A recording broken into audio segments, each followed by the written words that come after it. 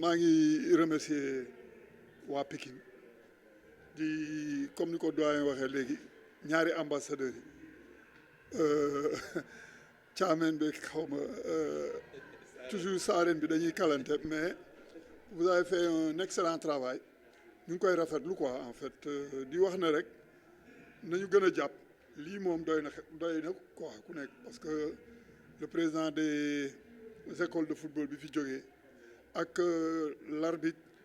le représentant des arbitres wane na sur 9 xaw ma sur 11 équipes lii yëpp daje fi vraiment dañ koy rafetlu di ko saluer li may gën a kii rek lii football d'élite la ay menaces yu jóge fee ci Massamba ak Mademba yooyu ça ne prospère du jàll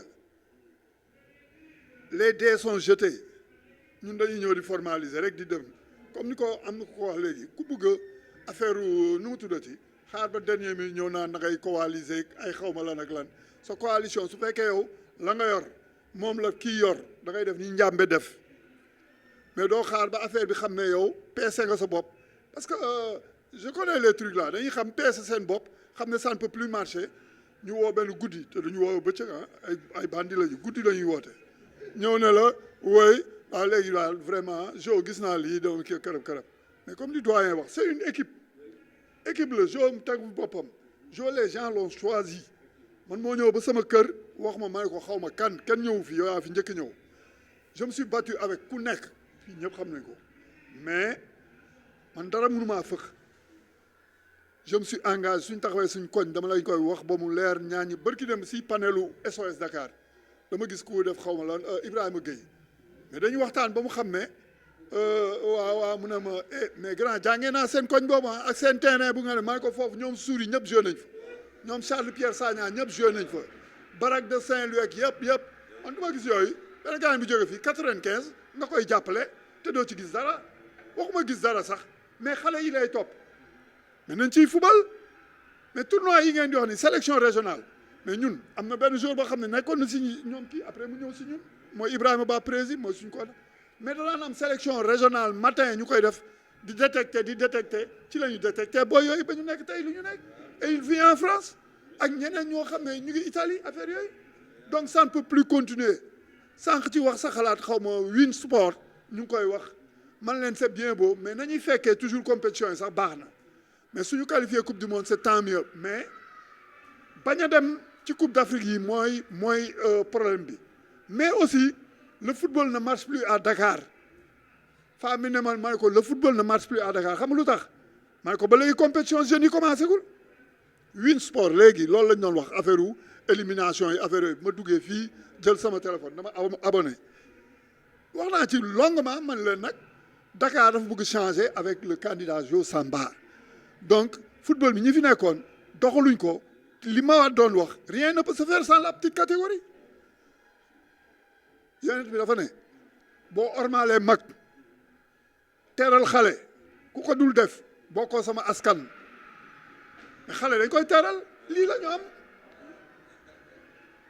ñoom Christophe Sagna fii la Blaise Diagne doon fubal ci lii lañ leen daa xamee Mbaye Fall fële Cheikh Seck fële de la Fosse mais il faut tout revoir ay UASU ay affaires yooyu du bind nii rek ci ay ampliation joxe fa affaires yooyu le football doit revivre te ñii xam nañ ko kii il est né dans un quartier de football ñoom Boucar Diouf ak ñoom ay Thierno Dramé ak ay yeneen mais mun loo fa nekk du nul c'est pas possible affaire bi du affaire u xaalis affaire u xam-xam la ak organisation man moo njëkkee dugg benn kër zone B dibiteri la waalo booy jàdd foofu yàgg naa c'était gosse encore ma ñëw ma waat jóge Hongrie indi fa ay tableau di def nii man kii wooy per yi muy teg nii fii kii fu mu ko jëlee yéen ki xaa lay luxus ndekete moom ce qu'il a rendu au football est-ce que dafa amoon xaalis moo est-ce que dafa amoon xaalis mais il a waxuma le football sénégalais mais le football africain ah ayaatu bu ko gisul day jooy mais donc loolu mooy dirigeant dama ne dirigeant du affaire u am naa moo ni fee am naa benn partenaire bu nekk fee certes mais nekk na ci mais boo mënul tracé ay canevas yoo xam ne ci la football bi di développé foo jëm doo dem fenn da ngay dox ñaari pas dugg si camp nga sooy ak sa xaalis yëpp mais am na ñoo xam ne am nañ fi xaalis énormément mais mosuñu gagné donc je vous dis ñun jàppalante ay menaces yooyu du prospérer c'est terminé pour ces gens-là man du ma ci wax sax wax ju bari. waaw damay bañ nga tas suñu kii quoi waaw Ligue de Dakar waaw mais asalaamaaleykum mbooloo mi mais tey moom vraiment dama am mbégte bu doon suma sago moom Mamadou bu doon suma sago tey ma fanaan Pikine waaw parce que vraiment bon li ma gis fii tey dal na xel et je crois que bon aussi rôle district bi dafay nekk lu am solo ci liñ bëgg a taxawal parce que le district de Pikine mun ngeen ñëw organiser wu ba nga xam ne di ngeen jouer autant de rencontres que vous voulez jouer seeni ay coupe du maire def lu leen neex parce que aujourd'hui les jeunes comme ñi ma fi jiitu ñëpp wax les jeunes ne jouent pas. Moi, je vais donner un exemple. Il y a un mois, j'étais à Ziguinchor. Nous jouons au match de championnat. Il y a un encadreur d'école de football. Mu ñëw xaw ma nu mu def kii rek ne man la bëgg a gis ñu kii ma mu ne daf ma bëgg a invité ci benn séance am samedi après-midi ñu ngi foon depuis vendredi. J'ai pris l'entraîneur ñu dem. Mais j'étais ébahi. U15, U17, U19. Très bien organisé. Yooyu équipement, maillot, short, bas, kii ak seeni encadreur. ñu gis fa ay xale yoo xam ne qui n'ont rien à envier à ceux qui jouent en équipe nationale. Ça veut tout simplement dire que les bons joueurs, ils sont partout. tey jii nii à Sofa certainement am na xale boo xam ne bu ñu ko doon gis mais waxuma sax sélection mais xëy na dinañ ko présélectionné gis ko et je crois que c'est l'occasion parce que au niveau du district de Pikine mën ngeen am seen sélection Dakar am sélection Rufisque am sélection Guédiawaye am sélection boo leen defee seen kii bi fële Kër Massar am sélection et maintenant après mun ñu ñëw kii daje ñu monter benn sélection régionale parce que xale yi talent baa ngi fii mais da nga doon doo leen gis donc léegi aujourd'hui le candidat Jo ak équipe am vraiment dafa bëgg a innover li fi xewoon moom nañ ko bàyyi parce que loolu à la limite boo fi nekk di kii dafa lay tardel mais nañu projeté wu vers l'avenir je crois que bon Ian par rapport ak li mu développé je crois que bon c'est clair dans la tête de tout le monde et que Mamadou ak Samba je dis que c'est de très bons ambassadeurs tey jii nii waa Pikine vous pouvez être fiers parce que am ngeen leen ñoom te fépp fu ñu toog drapeau Pikine la ñuy défendre donc loolu aussi bon c'est extrêmement important te fu ñu oote ñu ñëw pourtant ñoom Pikine lañ kii ñun ñu ngi Dakar xëy na da ngay dox tuuti rek wala nga kii rek yegsi mais ñoom ils se déplacent jusqu'à des heures tardives ñuy bàyyi seen ité bàyyi seen famille ak yëpp ñëw donc bon vraiment ñoom ils méritent des encouragements des félicitations te nag bu leen kenn yóbbu c'est sûr que à partir de ce soir par rapport à la mobilisation gars yi dinañ commencé waat di oote et cetera mais nit ki na gëm boppam nañu gëm li ñu gëm te xam ne on a le candidat idéal parce que kii du moom moo choisir boppam de c'est tout simplement parce que dañu xool bi ñu xoolee ñun ñëpp xool ko ci nag fànn yëpp ci jikko ak ci compétence parce que li ñuy def aussi jikko baax na ci bu fekkee ne yow juróomi dërëm yu ñëw nga jël ñetti dërëm yi dugal ko sa poche mais loolu moom je crois que football du dox te loolu moom am na luñ bare lu ñu xam ci moom xam nañ ne maandu la te doylu na donc loolu je crois que aussi c'est un signe extrêmement positif donc comme ni ma wax du moom moo fi teg boppam dañ ko fi teg te bu demoon sax bay kii muy bugg a def lu kii nañ ne ko eekaay dafa ndànkat parce que ñun li ñu waxoon ak gars yi du lii ak lii mais ñu ngi naan yàlla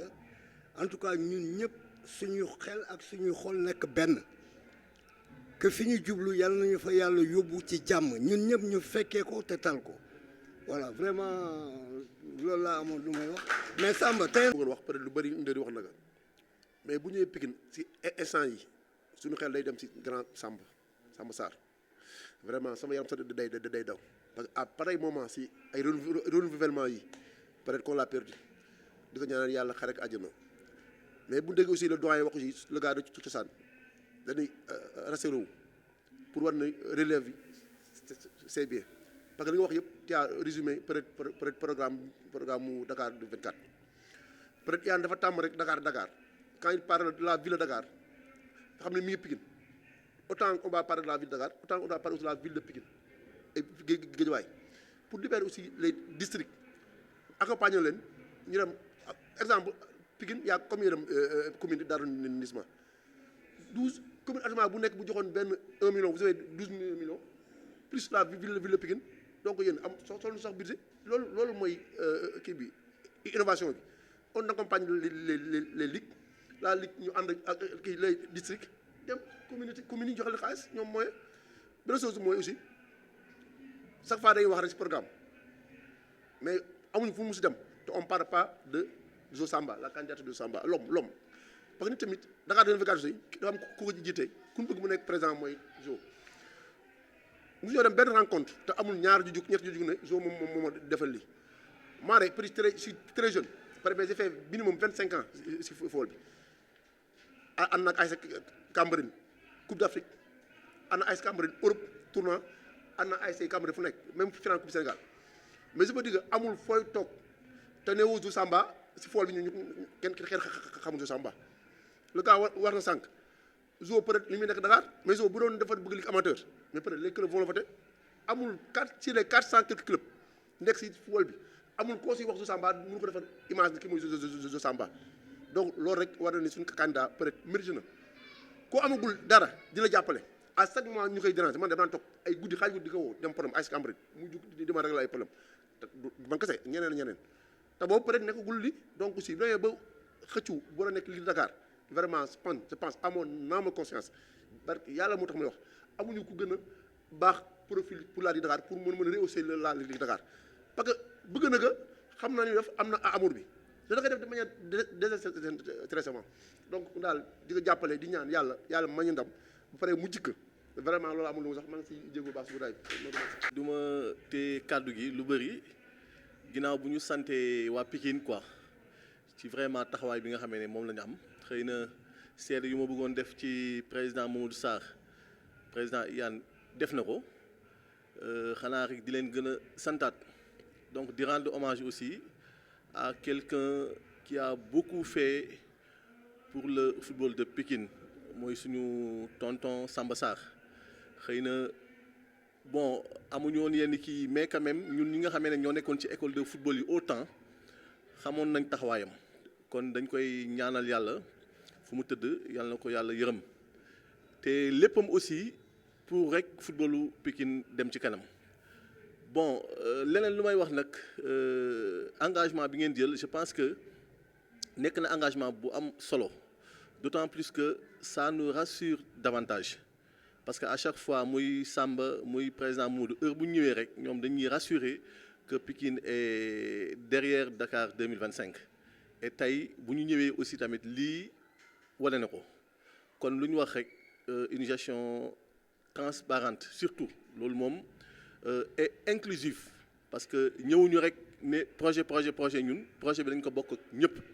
parce que tey bu ñu yàlla jàppalee tamit le candidat Jo jàll je pense que liggéey bi ñun ñëpp ñun ñoo koy bokk kon loolu aussi tamit fokk ñu xam ko ñun ñëpp beneen bi aussi mooy demuñu aussi fenn di jéebaane yeneen candidats yi parce que tamit am nañ droit ku nekk am na droit peut-être ñëw taxaw ne je veux être un candidat pour la Ligue de Dakar mais quand même bu ñu xoolee ñun suñu candidat le président Zo wax dëgg yàlla ñun tooguñu rek ba élection yi des 1 mois 2 mois ñu jug je pense que mois d'octobre la ñu commencé dox ba egsi fii kon am na loo xamee ne gisoon nañ ne sooxee woon na ko depuis mais quand même teel nañ ci anticiper ba tax ne ñun fu ñu taxaw nañ fa taxaw parce que nous tous savons que ñeneen ñi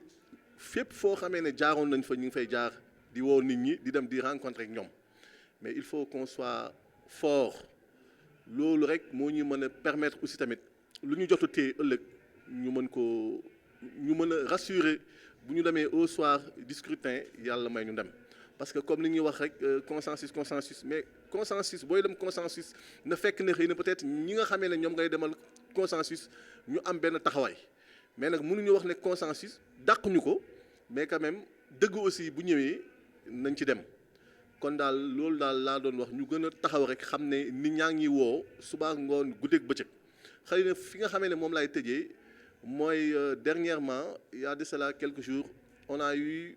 l'information au niveau de Kër Massar parce que xam naa ne on va installer le district de Kër Massar ñun fa lañ bokk on va installer le Soukra de Kër Massar donc may revenir ci sama frère bi di wax ne xam naa ne lu ci ëpp Sow monsieur Sow mi ngi koy dox donc information bu ñu am nag le 22 lañ koy installer donc te moom aussi personnellement à 99% donc jàpp nañ ne Soukra bi moom moo koy diriger donc moom aussi monsieur Sow arbitre Djibi Sow donc il dit que moom il soutient la candidature du président Jo parce que vraiment li ngeen wax ci Jo rek loolu moo am képp koo waxal wala képp koo xamee ne yaa ngi échanger moom ci moom dalay waxal loo xamee ne moom xëy na président Jo fàtte na ko mais defal na ko te lu ñuy wax toujours rek mooy pour la Ligue de Dakar marche foog ñu am le président Jo Samba donc ci loolu aussi ñu ngi sant ñëpp vraiment di gërëm ñëpp wasalaam. Merci beaucoup en tout cas de nous avoir conviés à cette séance. C'est bon, c'est une grande première. Hein? C'est bon, on dit souvent qu'on n'a jamais été invité ou en tout cas convié à ces choses-là, même si bon, souvent nous avons des activités. Mais bon, je ne parlerai pas de l'homme parce que je sais que sama grand la boo xam ne souvent ñooy nekkandoo et xam naa sa passion xam naa envie bu mu am xam naa li nga xam ne moom la bëgg ci football bi mais li may wax rek mooy damay saluer initiative bi surtout les idées yi nga xam ne moom ngeen am parce que bon on dit que souvent rien ne peut être traité de manière parcellaire en fait surtout ci monde bi ñu nekk on parle d'interdépendance on parle de collégialité tey bu ñu bëggee loo xamee day dox football bi donc war ñu mën a jël rek ni ñii ñoo ciy wax wala ñii duñ ci kii il faut que tous les acteurs soient conviés et que ñëpp mën ci gis seen bopp ñëpp mën ci xam seen xalaat ak yooyu souvent on dit que les arbitres sont les parents pauvres du football quoi on fait énormément de sacrifices ñëpp xam nañ ko man peut-être yàgguma ci arbitrage bi mine de rien def naa ci 13 ans mais li de Dakar ameel xaw ma nu mu toll li mu ameel xaw ma nu mu toll mais je dis souvent que mooy sunu contribution au football te malheureusement aussi mooy le problème personne ne va arbitrer les matchs de la Ligue de Dakar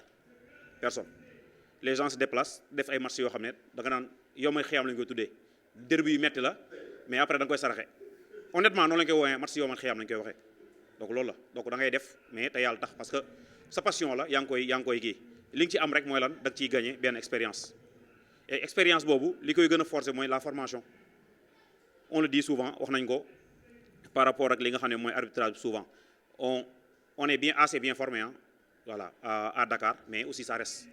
accompagnement bi nga xam ne Ligue de Dakar moom la war a am amul te pourtant la CRA fait partie de la Ligue voilà donc démembrement Ligue la de la même manière ni CCA nekkee démembrement de la fédération on est partie prenante et dañu bokk ci li nga xam ne mooy Ligue de Dakar donc la Ligue de Dakar bu bëggee football bi dox te arbitrage bi kiiwul donc c'est un souci te malheureusement bon souvent on le dit que les arbitres souvent équipe bu Dakar yi ñoom ñooy les plus lésés du championnat parfois peut-être ils ne reçoivent pas les meilleurs arbitres et alhamdoulilah les meilleurs arbitres sont à Dakar on le dit honnêtement en toute modestie ils sont au niveau de Dakar et accompagnement bi nga xam ne moom moo ci war mën na gën a yokk et là aussi je suis un peu rassuré bi ma déggee li nga xam ne mooy monsieur Yann di ko wax mooy lan mooy les partenaires techniques et financiers il faudrait que ces partenaires techniques financiers là il faudrait du sérieux pour pouvoir travailler avec eux du sérieux et de la transparence gis nga nit ki lay jox 100 francs amaana dala ko may de mais bëgg na au moins nga indil ko loo xam ne moom dina ko justifier ba mu la ko joxee parce que c'est comme ça que ça se passe en fait. On travaille dans d'autres organisations, on travaille dans d'autres domaines, on reçoit des millions yoo xam ne dañ koy jot chaque année et pourtant la Ligue de Dakar moo ñu ëpp doole fuuf mais parce que on y met du sérieux, on y met de la transparence. Man bi may wax je suis le responsable national du football unifié au niveau des Special Olympics. On gère des millions en tant que jeune mais on y met du sérieux quand on travaille. On partage avec les acteurs wax leen ne xaalis 1 franc bu ci jot nii lay demee nii ak nii ak nii ak nii on met li ñuy tuddee lan un plan d'action. Le plan d'action il est bien défini on connaît les actions on connaît les partenaires techniques et financiers on connaît aussi ñi nga xam ne ñooy les personnes qui vont entrer en vigueur par rapport à ces actions là ñu xam ne ñi ñooy cible bi nii lay demee périodisation bi lii la bu ñu paree nii lay demee et ensuite on rend compte parce que aussi ki lay jox ay xaalisam wala jox la kii jiital la am nay bët de mënoon na def loolu noonu mais dafa laa jiital wóolu la maintenant en retour li nga mën mooy lan nga rendre ko compte ne ko lii ak lii ak lii fi lañ toll même bu dee 5 francs la 5 francs yi moomoo ko 5 francs tout le monde la ñëwal ne leen kat nii la toll bu ko defee ñoom ñu gën la wóolu ëllëg ñu gën la mën a jàppale par rapport ak loolu te loolu mooy tax ëllëg nga mën a am plus li nga xam ne fa nga tolloon il faudrait un plan de travail boo xam ne c'est assez clair comme ni ngeen ko waxee annoncé ngeen les grandes lignes les gens vont venir donner leurs idées et que à la fin mu am benn document boo xam ne tey par exemple benn président Samba Sarr gis ci turam il sera fier il dira que voilà lii sama liggéey la président Samba Diop gis ne léegi lii la Ibrahima Ndiaye cuune bi ñëw ne waaw pourtant man phrase bi maa ko joxe woon donc dina dalal xelam dina xam ne kat clubam idéem représenté nañ ko ci document boobu représenté nañ ko ci li nga xam ne moom lay doxal Dakar 2025 te dina tax mu gën a am confiance ci ki nga xam ne ñoo jiitu équipe bi nga xam ne ñoom ñooy kii donc loolu moo aussi c'est quelque chose boo xam ne on le salue et c'est en tout cas li nga xam ne moom leen ñaan mooy toute la réussite ngeen am li nga xam ne moom ngeen gi et plus am li nga xam ne moo gën a kawe seen jot parce que Zo c'est quelqu'un qu'on connaît honnêtement toog naa foo xam ne Ziguinchor la woon récemment un gars m'a dit que ñuy waxtaan ci Zo comme ça parce que je parlais à Khadjata Faye pour une question boo xam ne dañu ko doon demander comme ça mu ne ma bon Zo Samba mu ne ma peut-être que dafa am yéene ci Dakar mais bu soxla woon ligue amateur sax da koy jël wallahi azim loolu na ko waxee bu soxla woon ligue amateur parce que xam nañ ni lii mooy yéeneem koo xam ne il est disponible il donne des informations te boo ko posé benn question il te donne les données il te donne les informations de manière désintéressée donc loolu aussi boo amee nit ku mel noonu koo xam ne am na kii donc da nga ko koy santé et en tout cas on souhaite que le projet réussisse et que après lépp li ngeen ci yéen rek incha allah club yi gën ci gis seen bopp quoi merci beaucoup en tout cas